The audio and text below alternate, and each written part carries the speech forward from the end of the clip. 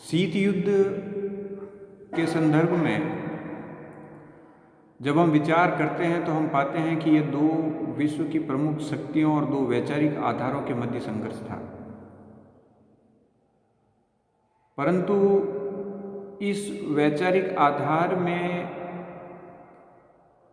एक तीसरा वर्ग जो बड़ा महत्वपूर्ण था, खासकर कि उस तत्कालीन परिस्थितियों में, और वह वर्ग था तीसरी दुनिया के देशों का।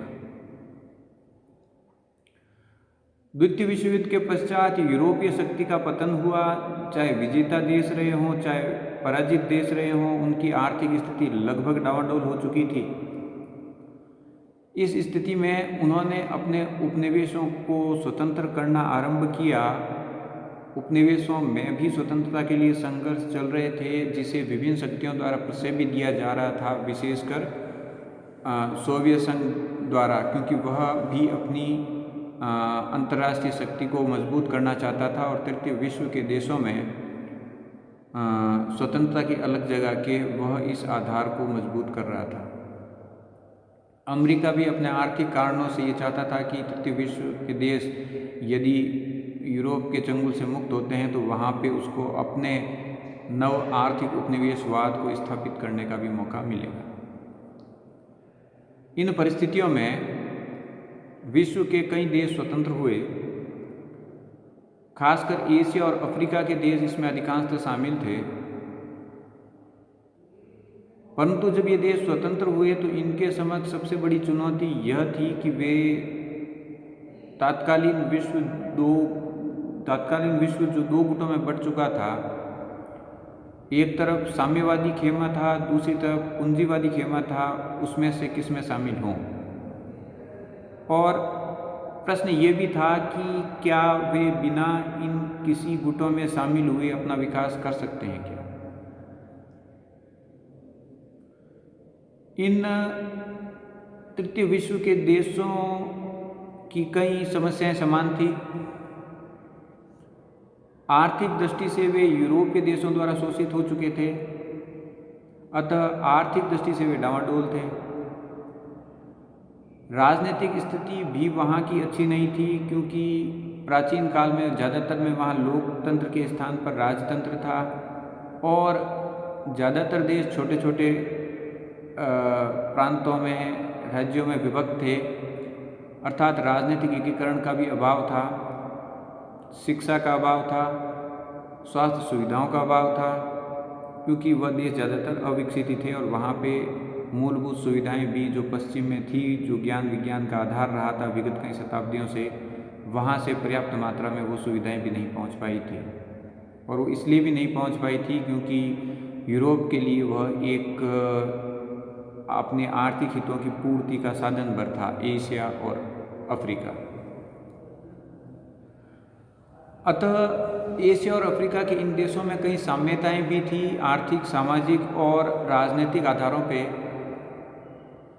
वे किसी गुट में शामिल होना भी नहीं चाहते थे, क्योंकि किसी गुट में शामिल होने का मतलब दूसरे गुट से एक तरह का सुरक्षात्मक भय भी था, और एक गुट में शामिल होकर वे दूसरे गुट से प्राप्त होने वाली कई राजनीतिक आर्थिक सुविधाओं से भी वंचित हो सकते थे।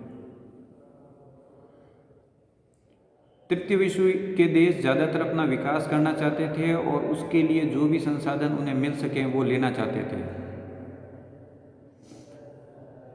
अब ये जो आपस में जो गुट बने हुए थे, साम्यवादी या पूंजीवादी, उनसे सुविधा प्राप्त करने का तरीका यही था कि आप उनके किसी के गुट के सदस्य बन जाइए। अतः इन सब विषम परिस्थितियों में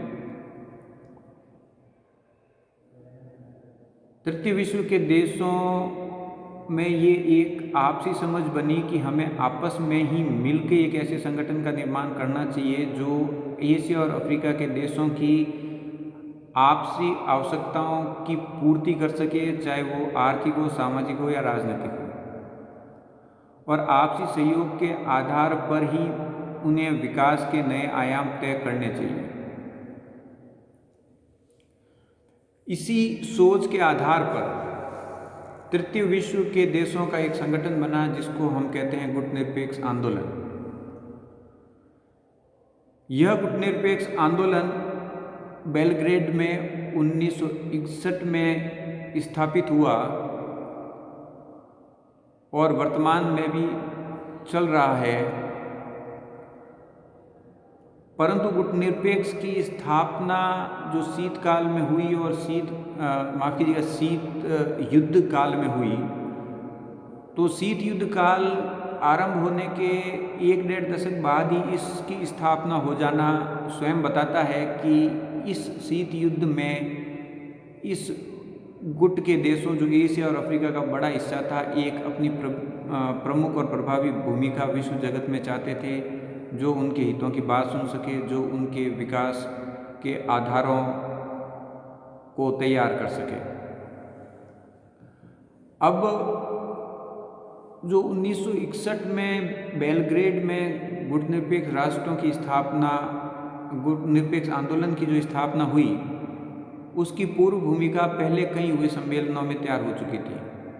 चाहे वो बांडुंग सम्मेलन हो, चाहे वो बोगोई सम्मेलन हो, चाहे वह कोलंबो कॉन्फ्रेंस हो, चाहे वह एशियाई मैत्री सम्मेलन हो, तो इन सब के आधार पर एक पूर्व भूमिका बनी, एक विचार विमर्श हुआ और उनके आधार की परिणति 1961 में हुई।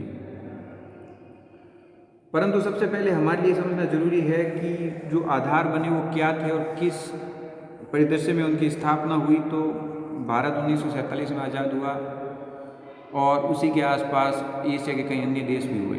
1947 में ही एक एशिया मैत्री सम्मेलन हुआ और इस मैत्री सम्मेलन में जो कि भारत में हुआ था, 29 देशों ने भाग लिया और इसमें 28 देशों ने संभवतः भाग लिया और इसका प्रमुख उद्देश्य था कि एशियाई देशों की जो आर्थिक आवश्यकताएं हैं या उनमें सहयोग के जो आधार हैं क्या है, उन्हें ढूंढा जाए और उस पर विचार विमर्श किया जाए।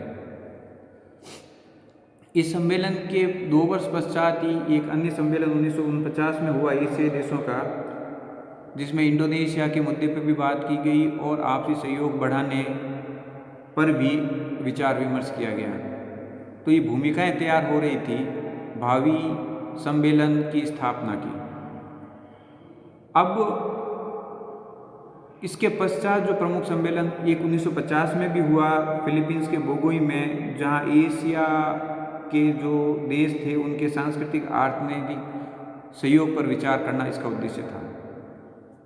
1954 में एक कोलंबो कॉन्फ्रेंस हुई। इसमें एक ये प्रस्ताव तय किया गया कि इंडोनेशिया में एक ग्लोबल कॉन्फ्रेंस होनी चाहिए और इस कॉन्फ्रेंस की भूमिका तैयार करने के लिए 1954 में बोगोर इंडोनेशिया में एक बैठक तय की गई, जिसमें अप्रैल 1955 में एक कॉन्फ्रेंस तय करने का निर्णय लिया गया और इसी की परिणति 1955 में बांडुंग कॉन्फ्रेंस के रूप में हुई।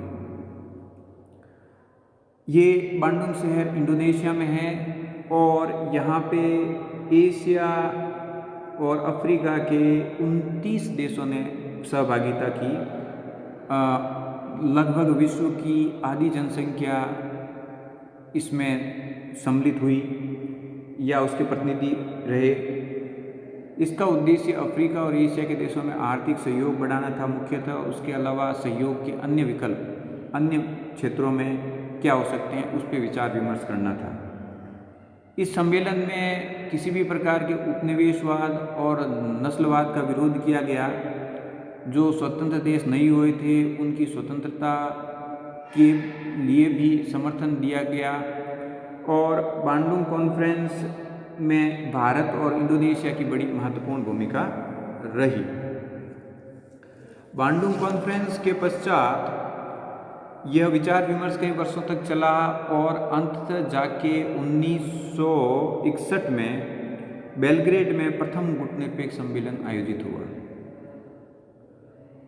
और दूसरा गुटनिरपेक्ष सम्मेलन फिर काहिरा में हुआ 1964 में, तीसरा 1970 में हुआ।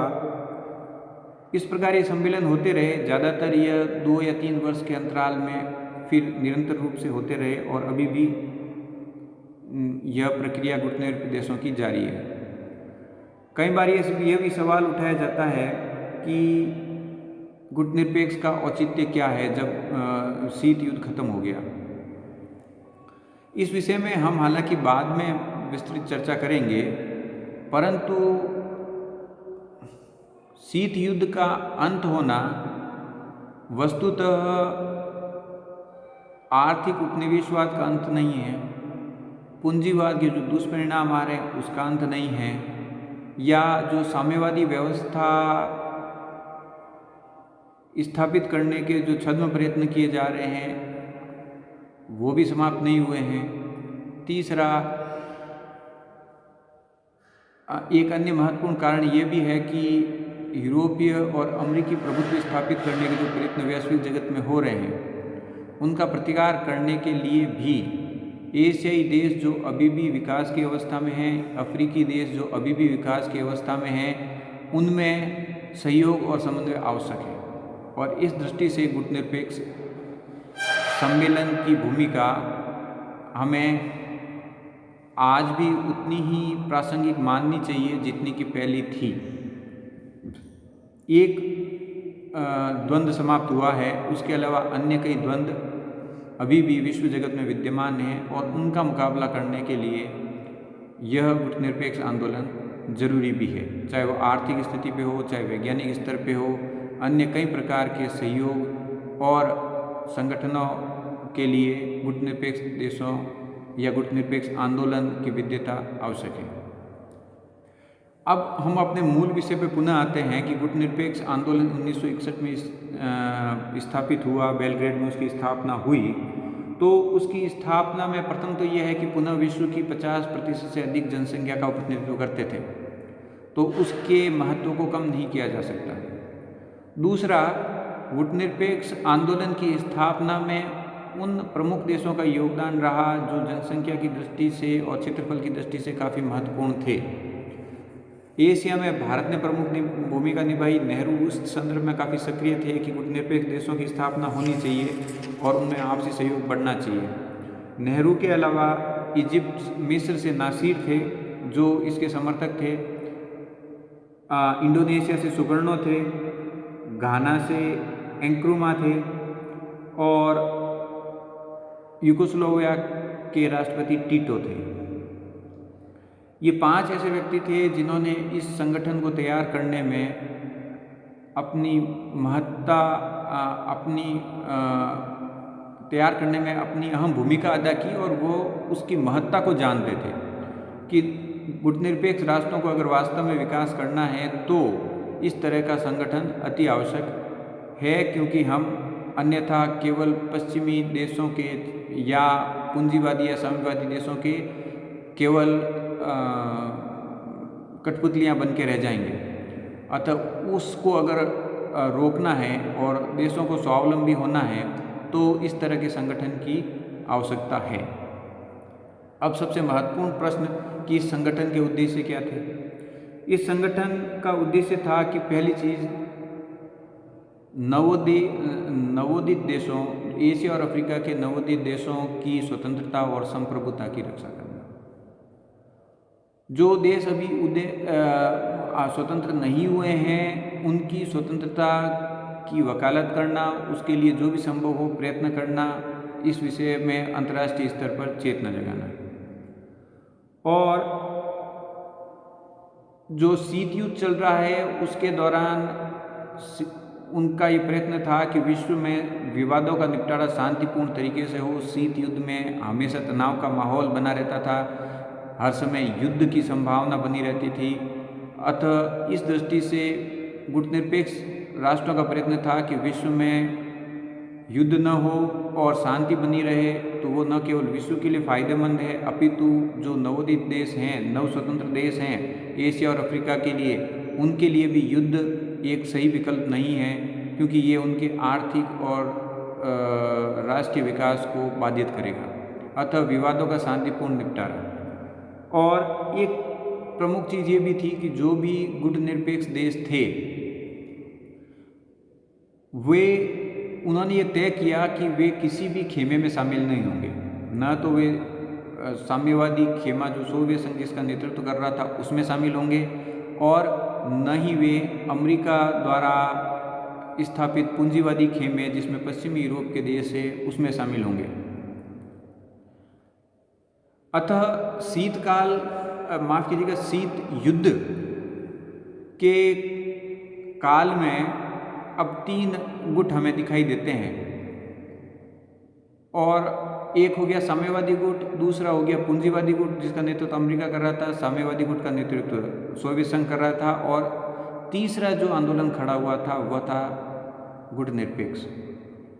गुटनिरपेक्ष आंदोलन की अपनी महत्वपूर्ण भूमिका रही शीत युद्ध के काल में, और उन्होंने एक तरह से मध्यस्थ की भूमिका निभाई अंतर्राष्ट्रीय विवादों में कई जगह। हालांकि वे आर्थिक दृष्टि से, राजनीतिक दृष्टि से, सैन्य शक्ति से उन दोनों गुटों के मुकाबले कहीं नहीं थे, परंतु अपनी जनसंख्या के आधार पर, अपने विस्तृत आर्थिक अवसर जो दूसरे देशों को, इन गुटों को प्राप्त हो सकते थे, उसके आधार पर उनकी अपनी महत्ता थी, और इन्हीं आधार पर उन्होंने कुछ हद तक दोनों खेमों को प्रभावित करने का प्रयत्न भी किया, और दोनों खेमों को उनकी आवश्यकता भी लगी, और इस दृष्टि से गुटनिरपेक्ष राष्ट्र शीत युद्ध को समझने की दृष्टि से एक महत्वपूर्ण कड़ी भी है।